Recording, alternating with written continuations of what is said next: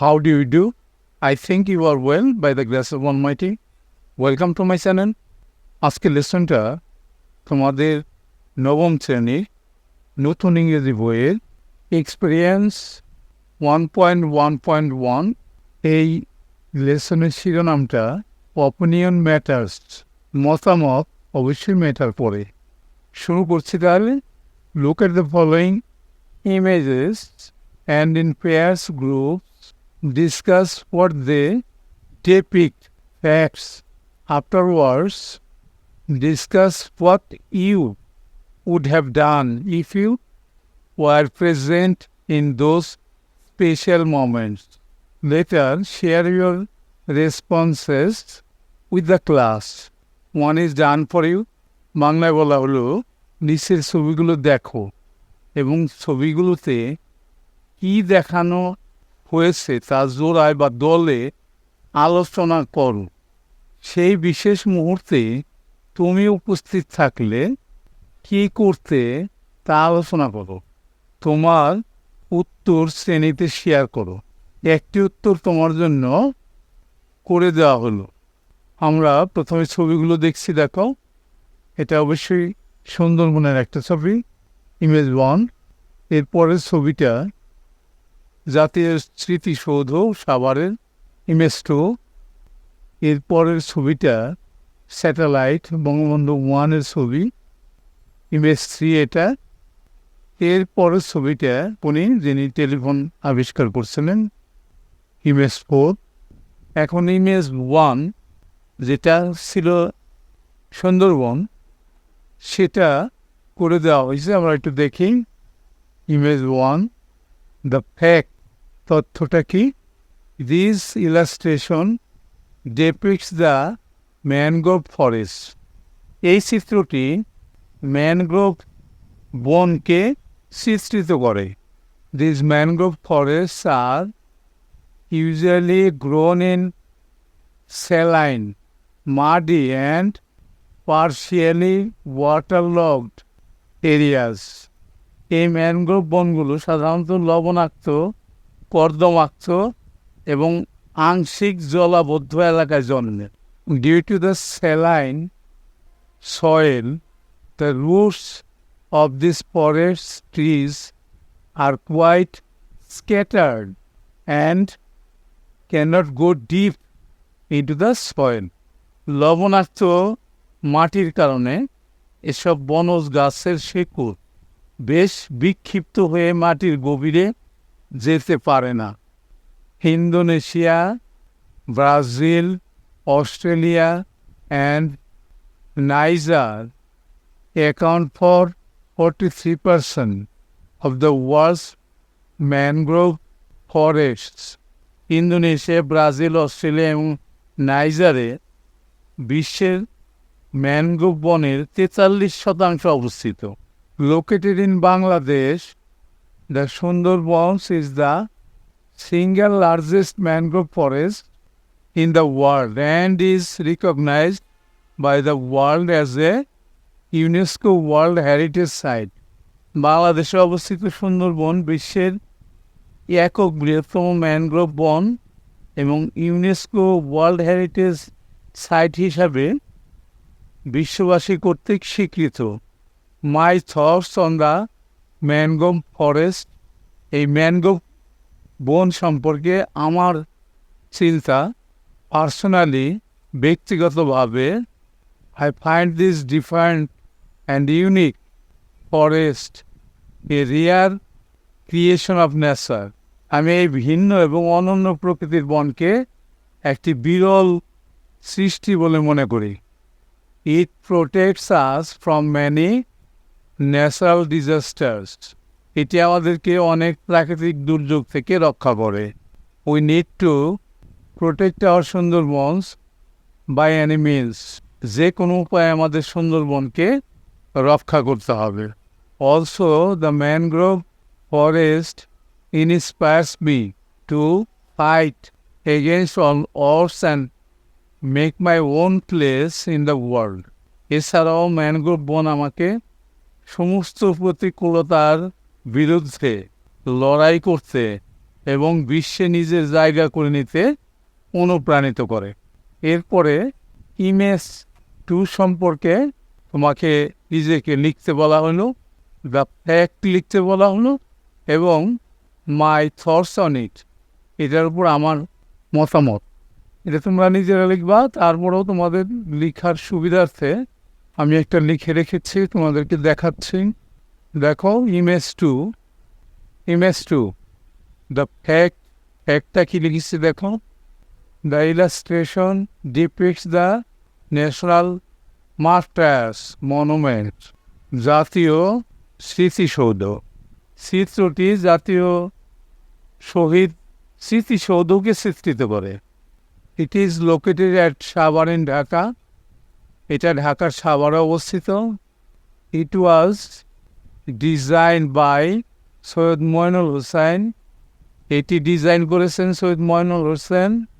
It symbolizes as a tribute to the martyrs who sacrificed their lives during the liberation war of Bangladesh in 1971. 1971 সালে বাংলাদেশের মুক্তিযুদ্ধের সময় জীবন উৎসর্গকারী শহীদদের প্রতি শ্রদ্ধার প্রতীক হিসাবে কাজ করে। The architecture is composed by 7 pairs of triangular shaped walls. স্থাপত্যটি 7 জোড়া ত্রিভুজাকার আকৃতির দেয়ালের সমন্বয়ে গঠিত। Each of these 7 pairs of walls represents a significant chapter in the history of Bangladesh, and they are 1952, 1954, 1956, 1962, 1966, 1969 and finally 1971. এই 7 জোড়া দেয়ালের প্রতিটি বাংলাদেশের ইতিহাসের একটি উল্লেখযোগ্য অধ্যায়কে প্রতিনিধিত্ব করে এবং সেগুলো হলো 1952, 1954, 1956, 1962, 1966, 1969 এবং সবশেষে 1971। The monument is surrounded by a large reflecting pool, enhancing its visual impact.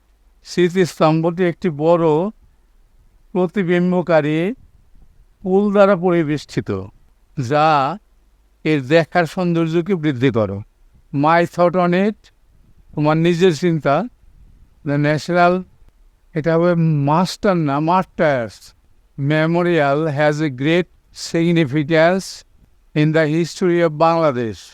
বাংলাদেশের ইতিহাসে জাতীয় শহীদ স্মৃতিসৌধের একটি বিরাট তাৎপর্য রয়েছে।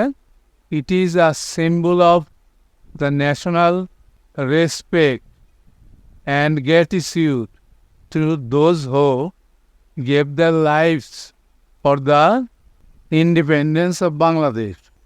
এটি বাংলাদেশের স্বাধীনতার জন্য যারা জীবন দিয়েছে তাদের প্রতি জাতির শ্রদ্ধা ও কৃতজ্ঞতার প্রতীক। এরপরে আমরা দেখে আসি ইমেজ 2টা আমরা দেখাইছি, এবার image 3তে।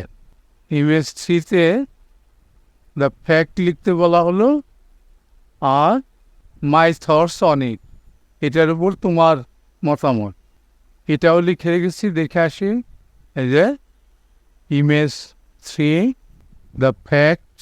The image depicts a satellite, ছবিটি একটি স্যাটেলাইটকে চিত্রিত করে। Satellites are scientific inventions which are launched into space and they orbit Earth or another body in space. Satellite হলো একটি বৈজ্ঞানিক আবিষ্কার যাকে মহাকাশে উৎক্ষেপণ করা হয় এবং সেগুলো পৃথিবী বা মহাকাশের অন্য একটি বস্তুকে প্রদক্ষিণ করে। The Soviet Union was the first to launch a satellite into space. Soviet ইউনিয়নই প্রথম মহাদেশে স্যাটেলাইট উৎক্ষেপণ করে। The first satellite was launched in 1957 and was called Sputnik 1. প্রথম উপগ্রহটি 1957 সালে উৎক্ষেপণ করা হয় এবং এর নাম ছিল Sputnik 1. NASA has launched many satellites into space. NASA মহাকাশে অনেক উপগ্রহ উৎক্ষেপণ করেছে। Satellite serves various purposes. Satellite বিভিন্ন উদ্দেশ্যে কাজ করে।